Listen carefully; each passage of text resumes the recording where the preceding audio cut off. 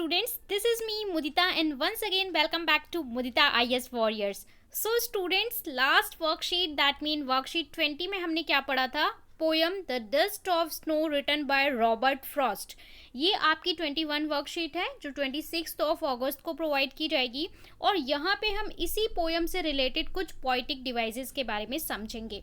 अगर आपको डिटेल में ये पोयम चाहिए, क्योंकि यहाँ पे आपको इन शॉर्ट पढ़ाया जा रहा है, अगर आपको ये पोयम डिटेल में चाहिए, मैंने एक सिंगल वीडियो प्रिपेयर किया था आपके लिए जिसमें आपको पूरी पोयम का एक्सप्लेनेशन दिया गया है, बहुत अच्छे से पोइट क्या कहना चाहते हैं वो बताया गया है, सारे पोइटिक डिवाइस जितने भी इस पोयम में यूज हुए हैं वो मैंने आपको बताया है और प्लस आपको इम्पॉर्टेंट क्वेश्चन आंसर्स भी दिए गए हैं इन अ सिंगल वीडियो. सो अगर आपने नहीं देखा है, डिस्क्रिप्शन में लिंक गिवन है, वहां से जाके एक बार देख लो. उसके बाद कभी भी आपको इस पोयम में दिक्कत नहीं आएगी, क्योंकि ये पोयम रॉबर्ट फ्रॉस्ट की है. रॉबर्ट फ्रॉस्ट बोलते कुछ है लेकिन उनका कहने का तात्पर्य कुछ और होता है. सो यहाँ पे भी समझ लेते हैं फटाफट से.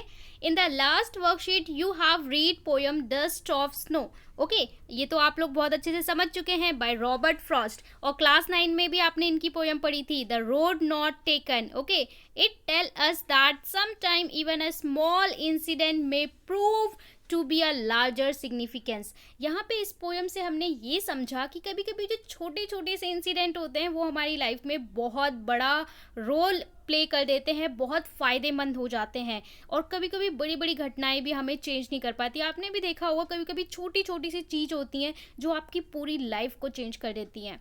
With the help of poetic device, poet convey profound meaning of few lines. So यहाँ पे जो पोइट हैं हमारे, पोइटिक डिवाइस यूज़ करते हैं अपनी पोयम को और खूबसूरत बनाने के लिए, सजाने के लिए, तो कुछ और स्पेसिफिक मीनिंग आपको दे रहे हैं. सो यहाँ पे हम देख लेते हैं कुछ पोइटिक डिवाइस. ओके, यहाँ पे आपको बस 2 ही बता रखा है, और भी कई पोइटिक डिवाइस इस पोयम में है. केवल 8 लाइन की पोयम में काफ़ी 3 या 4 पोइटिक डिवाइस यूज़ हुई हैं. तो आप मेरा डिटेल वीडियो देख लीजिए, वहाँ पे आपको सारा समझ में आ जाएगा. अगर आपको दिक्कत होती है कि भाई एलिट्रेशन कहाँ है, मेटाफर कहाँ है, तो आपको कोई दिक्कत नहीं होगी. चलिए, पहला है आपका एलिट्रेशन. ओके, हिंदी में भी हम पढ़ते हैं ना, समास अलंकार जो अपनी पोयम्स को डेकोरेट करने के लिए यूज़ करते हैं, वैसे ही इंग्लिश में हमारे होते हैं poetic devices. Alliteration is the repetition of consonant sound at the beginning of the word. जब भी वर्ड की बिगिनिंग होगी, रिपीटेशन ऑफ कॉन्स्टेंट होगा, कॉन्सोनेंट होगा. इंग्लिश में देखिए 2 चीज़ें होती हैं, एक होता है हमारा वॉवल और दूसरा होता है कॉन्सोनेंट. तो वॉवल तो AEIOU, बाकी जो हमारे अल्फ़ाबेट्स बचते हैं वो क्या होते हैं, कॉन्सोनेंट. सो कॉन्सोनेंट जब हमारा रिपीट होता है किसी लाइन में पोइट्री के, तो वो हमारा क्या होता है, एलिट्रेशन होता है. लेकिन इस बात का आपको ध्यान रखना है कि जो वर्ड्स होंगे, ज़रूरी नहीं है एक के बाद एक वर्ड आए, एक ही लाइन में आने चाहिए वर्ड्स. हो सकता है एक वर्ड यहाँ पे आए, एक वर्ड यहाँ पे आए, बट उसका कॉन्सोनेंट रिपीट होना चाहिए, या फिर लगातार भी आ सकते हैं. There is no significant rule about how many words spacing there should be between the repeating sound. Repeating sound ये ज़रूरी नहीं है कि बिल्कुल जस्ट एक के बाद एक ही वर्ड आए, उनके बीच में गैप भी हो सकता है. ओके, जैसे यहाँ पे एग्जाम्पल दे रखा है, wind whistle through the air. So यहाँ पे आप लोग देख सकते हो W का रिपीटेशन हो रहा है, दिस इज द एलिट्रेशन. इसके बाद सेकंड में आपको बोल रखा है, the tree swayed in the summer season. एक ही लाइन में आना चाहिए, ऐसा नहीं है कि यहाँ पे आपकी पोयम की लाइन एक वर्ड यहाँ पे आया, एक वहाँ पे आया, ऐसा नहीं, एक ही लाइन में आना चाहिए. ठीक है, अगल बगल भी बैठे हो सकते हैं, या फिर एक यहाँ बैठा है एक यहाँ बैठा है, तो ऐसे भी हो सकता है. अब देखिए यहाँ पे भी आपका क्या है, S, यहाँ पे S है, ठीक है, सॉरी यहाँ पे S है, यहाँ पे S है, यहाँ पे S है, तो ये हमारा क्या हो गया, एलिट्रेशन. इसके बाद सिंबल क्या होता है, पोयम में जो हमारे वो हम प्रतीकात्मक बोलते हैं ना, हिंदी में प्रतीकात्मक. कई बार क्या होता है कि पोयम में आपको वर्ड यूज़ किया जाता है लेकिन एक्चुअल सिंबल या एक्चुअल मीनिंग उसका कुछ और होता है. सिंबल इज एन ऑब्जेक्ट और action that means something more than it's literal meaning. इसके लिटरल मीनिंग से कुछ और ही उसका मीनिंग है. जैसे हम देखेंगे, symbolize is the use of an object refer to represent an idea. For example, जैसे वाटर क्या है, water can represent life, water life को रिप्रेजेंट करता है. सो वाटर कई बार पोयम में यूज़ कर ली जाती है. अगर हम डस्ट ऑफ स्नो में भी बात करें तो यहाँ पे हैमलॉक ट्री यूज़ किया जा रहा है ना. हैमलॉक ट्री क्या होता है, एक पॉइजन ट्री होता है, जहर बोलते हैं ना उसके, ठीक है, पॉइजन होता है। लेकिन यहाँ पे जो रॉबर्ट फ्रॉस्ट है एक ऐसे पॉइंट है ना, दूसरों से हटके काम करते हैं। लोग इसको नेगेटिव कैरेक्टर के लिए यूज़ करते हैं, बट उन्होंने इसको पॉजिटिव कैरेक्टर के लिए यूज़ कर लिया है। क्रो जो हमारा है नेगेटिव कैरेक्टर है, ध्यान से इस चीज़ को समझ लीजिए वरना गड़बड़ हो जाएगी। पोयम 4 लाइन की है लेकिन इसका मीनिंग बहुत है। जो हेमलॉक ट्री और क्रो होते हैं दोनों ही नेगेटिव कैरेक्टर होते हैं, लेकिन हमारे जो पोइट साहब हैं हेमलॉक ट्री और क्रो, इनको यूज़ किया जाता है जैसे कि सैडनेस के लिए, फियर के लिए, डेथ के लिए। बट हमारे जो पोइट हैं उन्होंने इन दोनों को किसके लिए यूज़ कर लिया है कि इन दोनों ने मेरे मूड को चेंज कर दिया, मेरा दिन बचा दिया, मेरे दिन को खुशी में बदल दिया। दैट मीन जॉय के लिए ये बोल रहे हैं, इन दोनों को पॉजिटिविटी के लिए, एक होप के लिए यूज़ कर रहे हैं। दोनों नेगेटिव करेक्टर को इन्होंने पॉजिटिव करेक्टर, क्योंकि पोइट का मानना है कि ये भी तो नेचर की ही देन है। और बाकी पोइट क्या यूज़ करते हैं, पॉजिटिविटी के लिए यूज़ करते हैं। लाइट का वाइट डक बोलते हैं ना, कोयल, काली कौवा, कोयल को यूज़ करते हैं। क्रो को कभी यूज़ नहीं करा जाता, क्रो को हमेशा बैड लक के लिए यूज़ किया जाता है। लेकिन यहाँ पे जो हमारे पॉइंट हैं, यहाँ पे हमारे पॉइंट उल्टा कर रहे हैं। हेमलॉक ट्री और क्रो को वो एक पॉजिटिव कैरेक्टर की तरह यूज़ कर रहे हैं। चलिए अब क्वेश्चंस देख लेते हैं। फर्स्ट क्वेश्चन बोल रहा है, now read the poem sign and answer the question. यहाँ पे जो आपने पढ़ा उसके आधार पे आपको क्वेश्चंस के आंसर करने। The poet uses hemlock tree to symbolize. Hemlock tree किस चीज को सिंबलाइज कर रहा है, लॉन्गिविटी, टुगेदरनेस, हीलिंग या प्रोटेक्शन।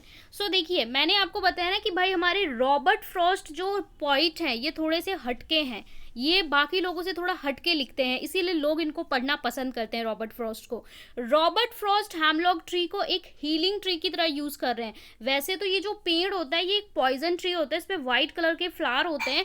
तो यहाँ पे हमारे पॉइंट यूज़ कर रहे हैं कि जब वो यहाँ पे रास्ते से जा रहे थे ना, तो यहीं पे तो क्रो बैठा था और उन पर बर्फ़ शेक कर देता है, आइस स्नो शेक कर देता है, जिसकी वजह से उनका दिन बच जाता है। या फिर कह सकते हैं हमारी ज़िंदगी में एक मोड़ आ जाता है। वो तो एक डे की बात कर रहे हैं, इंसान की लाइफ बदल जाती है।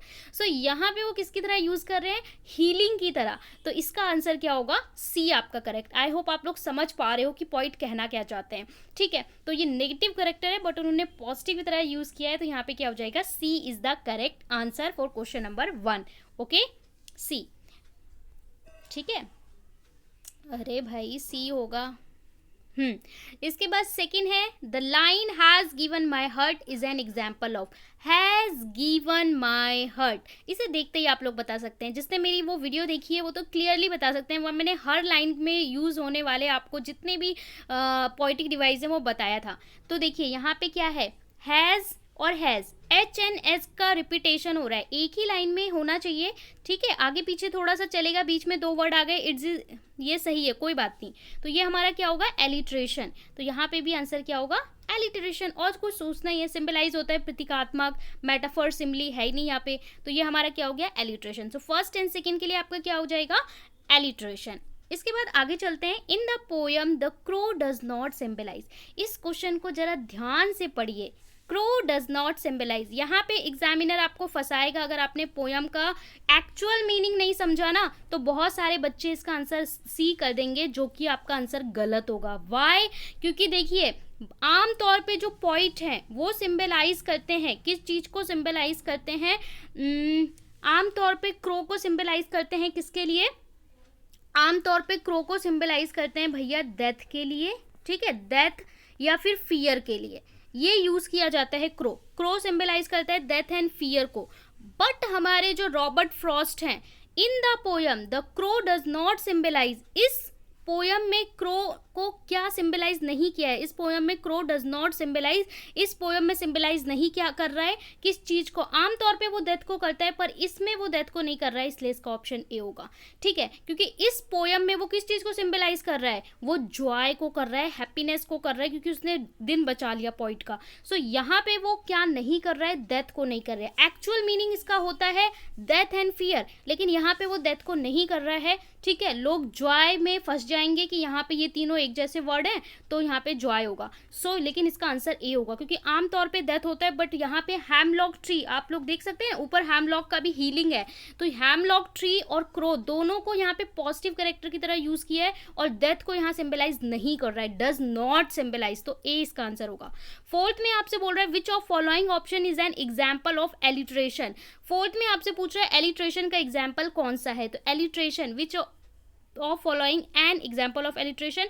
तो यहाँ पे बोल रहा है शॉक डाउन ऑन मी, तो यहाँ शॉक डाउन ऑन मी, तो इसमें आप देख सकते हैं कोई भी रिपीटेशन नहीं है, ठीक है। तो यहाँ पे शॉक डाउन ऑन मी, यहाँ पे कोई नहीं है, ओ का साउंड आ रहा है तो यहाँ पे एक वो एजोनेंस होता है ना, वो वाला है। द वे अ क्रो, ठीक है, तो यहाँ पे भी नहीं है। अ चेंज ऑफ मूड, तो यहाँ पे भी नहीं है। एंड सेव्ड सम पार्ट, सो यहाँ पे है हमारा क्या, एलिटरेशन। देखिए यहाँ पे मिल गया हमें alliteration, saved and some, S S हमारा आ गया, तो डी इसका करेक्ट आंसर होगा, एलिट्रेशन। फिफ्थ में बोल रखा है how would you describe the tone of the poem in the second stanza. Second stanza में क्या टोन है पोइट का। सेकेंड स्टेंजा में बोलते हैं ना आई हैव रूड की, जो मैं रिग्रेट में जी रहा था उस चीज़ को चेंज कर दिया इन्होंने, किसने, क्रो ने, जो उसके ऊपर स्नैक की जो रोड बर्फ उस आइस डाली थी उसकी वजह से। तो सेकेंड स्टेंजा में उनका कैसा है, पोइट का साउंड कैसा है, सैड है, तो सैड तो वो फर्स्ट स्टेंजा में थे, ठीक है। ग्लूमी है, नो। होपफुल है, डिप्रेस्ड है, डिप्रेस्ड वो फर्स्ट में थे, तो कौन सा होगा, सी होगा। तो यहाँ पे फिफ्थ का आपका क्या आंसर हो जाएगा, सी हो जाएगा। तो ये थे आपके सारे क्वेश्चंस इंग्लिश के।